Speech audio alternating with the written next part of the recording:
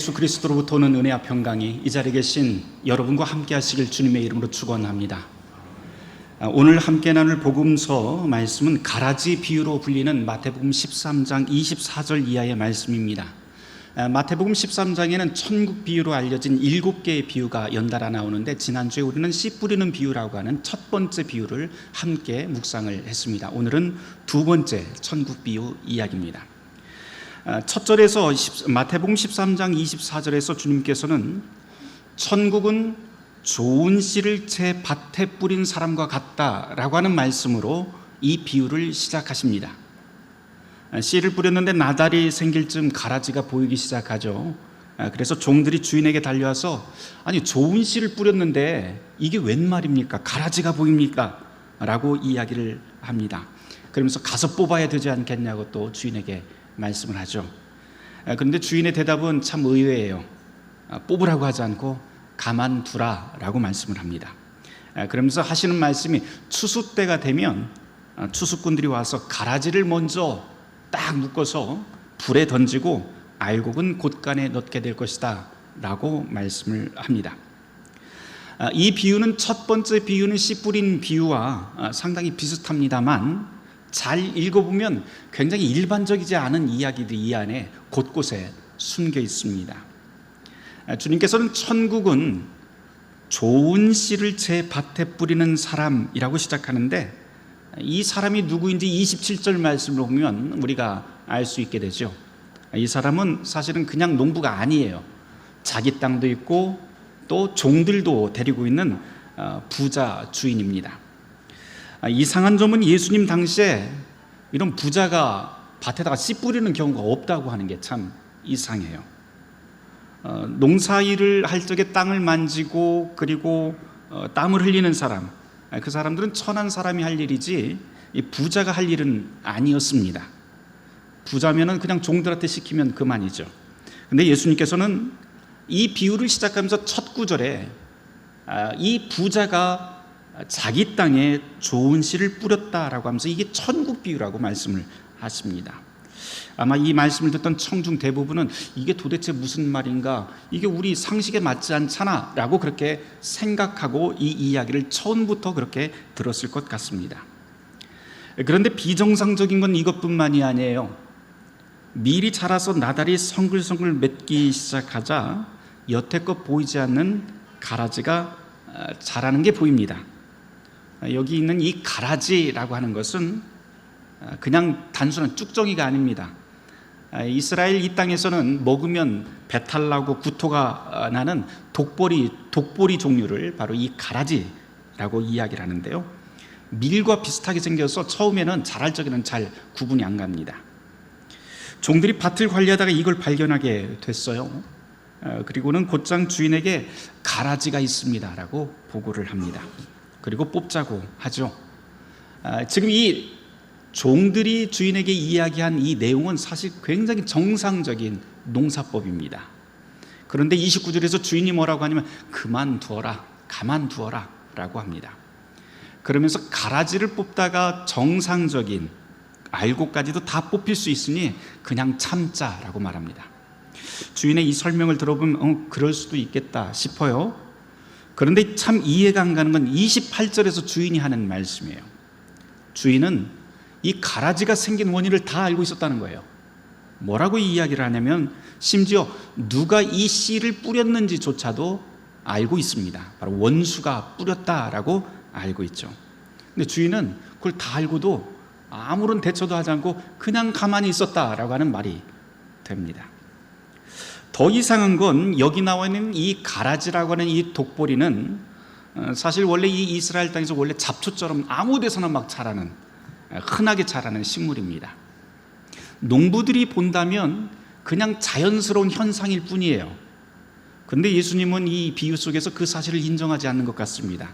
그러면서 그게 그냥 자라는 자연스러운 현상이 아니라 원수가 씨를 뿌렸기 때문이다 라고 그렇게 말씀을 합니다.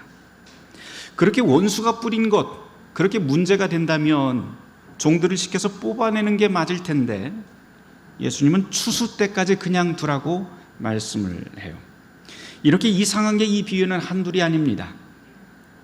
그리고 나서 예수님께서는 이 비유의 뜻을 이제 36절에서부터 설명을 직접 해주시는데, 좋은 씨는 인자, 밭은 세상, 좋은 씨는 하나님의 자녀, 또 가라지는 마귀의 자녀, 가라지를 뿌린 원수는 마귀, 추수 때는 세상 끝인 종말, 그리고 추수꾼은 천사라고 풀어주시죠. 그러면서 하시는 마지막 말씀이, 추수 때가 오면 걸려 넘어지게 하는 자들, 다시 말해서 유혹하는 자들과 불법을 행하는 모든 자들을 가장 먼저 불에 던지는 심판이 있을 것이고, 그때 의인들은 비로소 하나님 나라에서 해와 같이 빛날 것이다 라고 하는 말씀으로 이 이야기를 맺습니다. 그리고는 매우 간결하게 끝맺은 말로 주님이 뭐라고 하냐면, 귀 있는 자는 들으라 라고 끝을 맺습니다. 그 뜻은 이렇게 이야기한 데서 다 아는 건 아니다 라고 하는 말씀이죠. 잘 들어야만 이 안에 비밀을 알게 된다라고 하는 뜻이기도 합니다. 가라지 비유 여러분들이 많이 들으셨을 텐데요, 여러분들이 이 가라지 비유를 듣고 첫 인상이 무엇인지 저는 되게 궁금합니다. 대개 이 비유를 듣고 제일 처음 반응은, 사람들은 머릿속에다가 주변 사람들을 다 떠올려요. 그러면서 지옥불에 들어갈 사람의 명단을 머릿속에다가 막 하나하나 쓰기 시작을 합니다. 그러면서 특정 명단은, 특정 이름은 아주 굵고 진한 형광펜으로 더 돋보이게 만듭니다. 그러면서 이 사람들은 반드시 지옥불에 떨어질 사람이라고 생각을 합니다. 하지만 이 말씀을, 예수님 말씀을 계속 듣다 보면 가라지를 뽑지 말고 그대로 두라라고 하는 말씀을 발견하고는 뭔가 이제부터 개운치 않아요. 물론 이 비유 끝에 최종 심판이라고 하는 것도 예수님께서 말씀하시죠. 그러면서 종말의 때에 주님께서 심판하신다라고 하는 설명이 이어지지만, 여전히 이 비유가 끝나고 나도 떨떠름합니다. 분명히 이 비유는 우리가 살고 있는 이 세계에 의인과 악인이 섞여 있다라고 하는 불편한 현실을 우리에게 고발합니다. 그런데 왜 예수님은 악인들을 골라내지 말라라고 하는 것일까요? 어떤 분들은 이 본문을 가지고 국가와 사회, 특별히 교회 징계 문제와 연결하면서 징계 무용론을 펼치기도 합니다. 심판은 하나님이 하시는 일이니 우리가 할 일이 아니라고 하는 겁니다. 들어보면 또 그럴듯해요. 그런데 정말 예수님이 그렇게 악에 침묵하고 살라고 이 비유를 우리에게 들려주신 걸까요? 선과 악을 판별하지 말고 그냥 동네북처럼 그리스도인들은 살아라 라고 하는 말씀일까요? 그게 아니면 도대체 들을 귀 있는 자만 들으라 라고 하는 이 비유의 속뜻은 도대체 무엇일까요? 추수 때까지 가라지를 뽑지 말라라고 하는 주님의 말씀은 분명한 것은 단순히 무관심이나 방임, 또는 가라지나 알곡이나 다 거기서 거기야 라고 하는 그런 가벼운 평등주의를 말하는 건 아닙니다. 하지만 아무리 그리 생각해도 이 비유에서 가장 큰 걸림돌은 여전히 가만두라 라고 하는 주님의 말씀이지요. 도대체 주님은 무슨 마음으로 이런 말씀을 우리에게 하셨을까요? 이 말씀을 묵상하다가 제가 옛날 일이 생각이 났어요. 제가 촌놈이잖아요. 촌사람이라 얼굴은 그렇게 생기지 않았지만 사실 촌놈입니다. 그래서 가라지를 뽑지 말고 그만두라 라고 하는 이 구절을 읽으면서 이전에 논일하던 게 생각이 났어요. 벼가 자라서 이삭이 여물기 시작하면요, 바깥에서 보면 웃자란 놈들이 보이기 시작을 합니다. 그게 피잖아요. 피라고 하는 건데, 곧바로 들어가서 그걸 뽑으려고 하면 10중8구 뽑지 못합니다. 뽑지 못하고 그냥 나오기 마련이에요. 분명히 눈 밖에서는 확실히 보이는데 뽑으려고 들어가면 이게 벼이삭인지 아니면 피인지 구분하기가 쉽지 않습니다. 그런데 확실하게 뽑을 수 있는 때가 옵니다. 그게 언제냐면 이삭이 잘 여물어서 이렇게 이삭이 노랗게 변하면 그때는 확실하게 변하는데요, 확실히 구분이 되는데, 추수 때가 가까워지면 가까워질수록 피와 그리고 벼가 나락이 확연히 구분이 됩니다. 논에 웃자라는 피가 보여도 너무 이른 시기에 들어가면요, 논에 물이 가득 차 있기 때문에 들어가면서 다 밟아버려요. 그래서 정상적인 벼까지도 밟아서 죽일 수가 있습니다. 그런데 이제 나중에 이 나락이 점점점 노랗게 익어가면은 그 논바닥이 점점 말라가요. 그러면 그때 들어가서 이제 피를 뽑으면 아주 백발백중입니다. 다시 말해서 시기가 중요한 것이죠. 예수님의 말씀을 읽으면서 그 생각이 들었어요. 예수님께서 가만두라라고 하는 이 말씀을 가만 생각을 해보면 예수님께서는 그 가라지를 그냥 두어라라고 하는 말씀이 절대 아닌 것이지요. 가라지는 반드시 예수님께서는 제거합니다. 그러나 그 때가 있다라고 하는 겁니다. 이제 마태복음 16장 36절 이하에서 예수님이 설명해 주시는 걸 한번 들어보도록 하죠. 38절 하반절을 보면 가라지는 악한 자들의 아들이고 가라지를 뿌린 원수는 마귀다라고 예수님이 풀어주십니다. 이 마귀라고 하는 말이 마태복음에서 종종 쓰여요. 아주 특정한 때에 쓰이기 때문에 이걸 찾아보면 어떤 때 이런 마귀가 쓰였는지 찾아보면 오늘 이 비유를 이해하는데 상당히 도움이 될 것 같습니다. 한번 찾아보도록 하죠. 가장 먼저 이 마귀라고 하는 이 단어가 나오는 것이 마태복음 4장입니다. 거기 보면 예수님께서 광야에서 40일을 금식할 때 마귀를 만나는 장면이 나오죠. 근데 이 복음서 전체에서는 예수님의 사역과 하나님 나라의 그 확장에 있어서 굉장히 중요한 결정적인 사건으로 바로 이 마태복음 4장을 꼽곤 합니다. 왜냐하면 이 마귀가 예수님 앞에서 광야에서 세 가지 질문을 하게 되는데요. 이 세 가지 질문은 총 종합을 하면 너희는 마귀의 세계에서 살 것이냐 아니면 하나님의 세계에서 살 것이냐 라고 하는 양자택일을 우리에게 요구한다고 하는 것을 알게 됩니다. 그러니까 마귀라고 하는 것은 하나님의 세계에 반대되는 그곳의 주인이 되는 것이죠. 마태복음 16장 23절에서도 바로 이런 장면이 한 번 더 나옵니다. 베드로가 주님의 십자가 길을 막아섭니다. 그러자 주님께서는 베드로를 향해서 뭐라고 해요? 사탄아, 내 뒤로 물러가라. 너는 나를 넘어지게 하는 자로다. 네가 하나님의 일은 생각하지 아니하고 도리어 사람의 일을 생각하는도다 라고 하면서 단호하게 예수님께서 맞섭니다. 여기서 사탄으로 불리는 이 마귀는 주님의 제자까지도 유혹할 수 있는 그런 힘센 세력으로 그렇게 언급이 됩니다.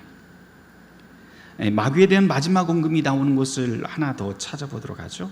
마태복음 25장 말씀인데요. 마태복음 25장에 보면 모두 다 여기에는 최후 심판에 대한 이야기가 계속해서 언급이 됩니다.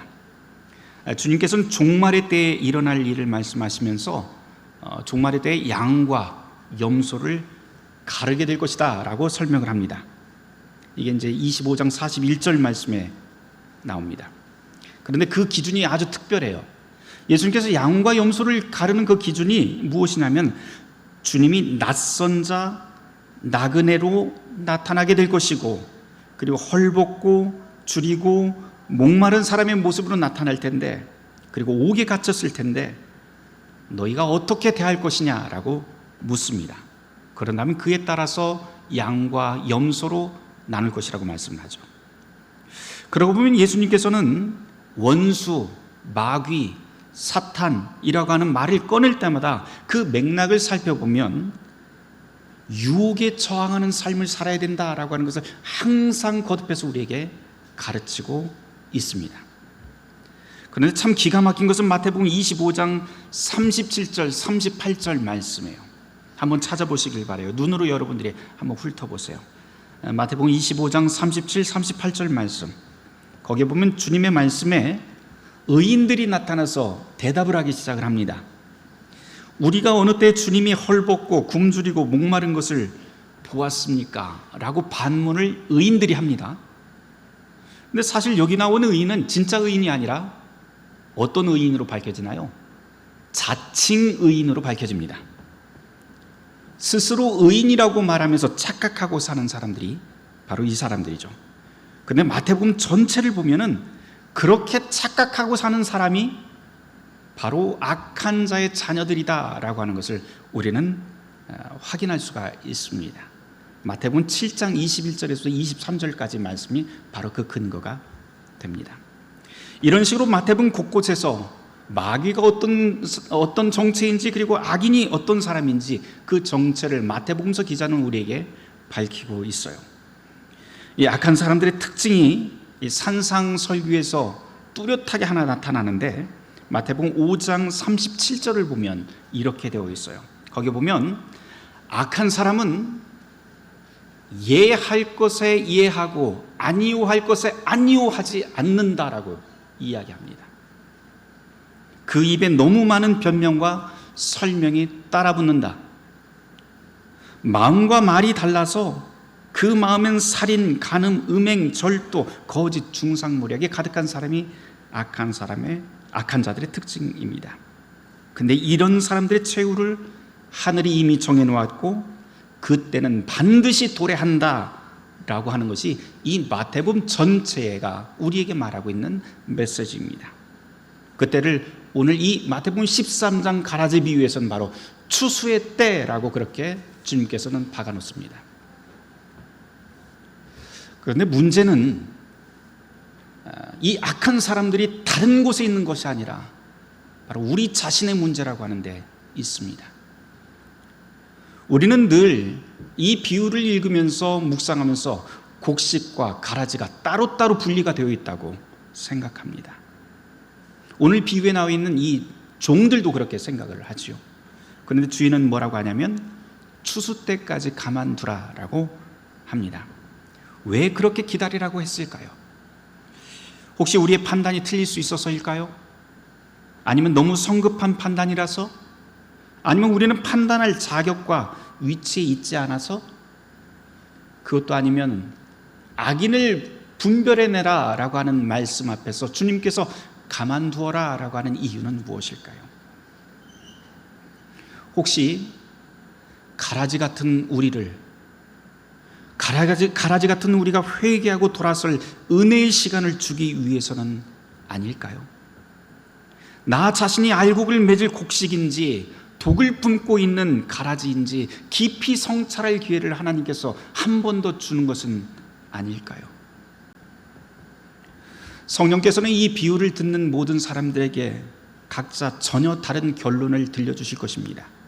하지만 분명한 것은 곡식과 가라지가 분리되는 때는 반드시 올 것이다 라고 하는 것, 그리고 분리되는 그 순간 우리에게는 더 이상 되돌릴 수 없는 종말의 심판이 임하게 될 것이다 라고 하는 그 사실, 이것만큼은 어느 누구에게도 동일하게 들리게 됩니다. 그때까지 가만두라라고 하는 주님의 이 말씀은 누군가에게는 불편한 결론일 수도 있고 또 누군가에게는 희망 가득한 그런 결론이 될 수도 있을 것 같습니다.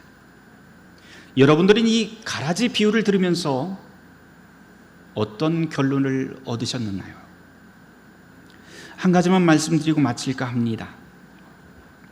오늘의 비유를 읽을 때 우리는 늘 나 자신을 알곡이라고 생각하고 가라지는 머릿속 지하 감방에 넣어둔 바로 그 사람이라고 우리는 상상합니다. 정말 우리는 알곡일까요? 성경의 가장 중요한 메시지 중 하나는 의인은 없나니 하나도 없다라고 하는 선언입니다. 그렇다면 알곡이라고 생각하는 우리는 혹시 자칭 의인은 아닐까요? 오늘의 말씀을 이렇게 읽어보는 건 또 어떨까요? 그리스도의 십자가 사건과 하나님의 성품을 생각하면서 오늘 이 말씀을 읽는다면 주님의 나라는 알곡들의 나라가 아니라 가라지들을 위한 나라가 될 것입니다. 가라지는 분명히 뽑혀 내다버릴 존재들이고 불에 태워버릴 하잘것없는 죄인들입니다. 하지만 복음은 바로 이런 죄인들을 위한 것이라고 주님께서는 선언하십니다. 그렇다면 우리는 이 비유로 하나님이 가라지 같은 우리 모두를 참고 인내하며 기다려주신다라고 하는 복음으로 읽을 수 있게 되지 않을까요? 종교개혁자 마틴 루터는 이렇게 말합니다. 주님은 이미 경건한 사람이 아니라 경건해져 가는 사람을 찾는다. 그리스도인이란 그렇게 이미 만들어진 사람이 아니라 되어가는 사람을 말한다라고 말입니다. 주님께서는 이미 경건한 사람들을 찾는 것이 아니라 경건해져 가는 사람들을 찾고, 이미 만들어진 사람이 아니라 되어져 가는 사람을 찾습니다.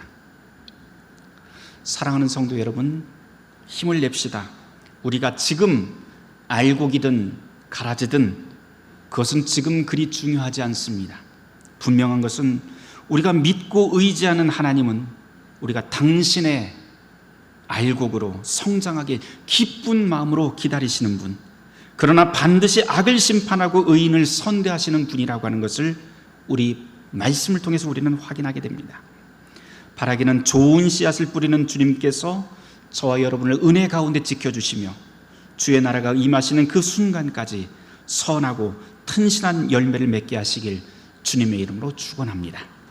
모든 지각에 뛰어난 하나님의 평강이 그리스도 예수 안에서 우리의 마음과 생각을 지키실 것입니다. 아멘. 함께 기도하겠습니다.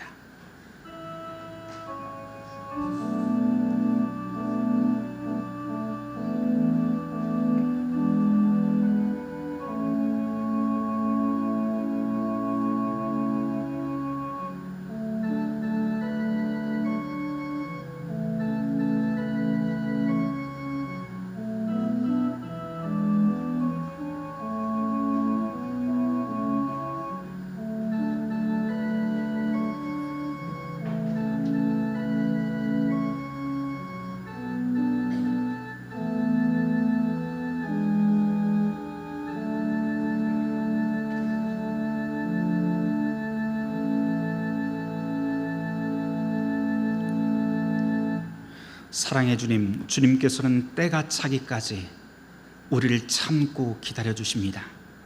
주님, 우리가 그리스도인이 되게 하여 주셨고 매일매일 주님께서 바라시는 알곡으로 변화되게 하여 주시옵소서. 예수님 이름으로 기도하였습니다.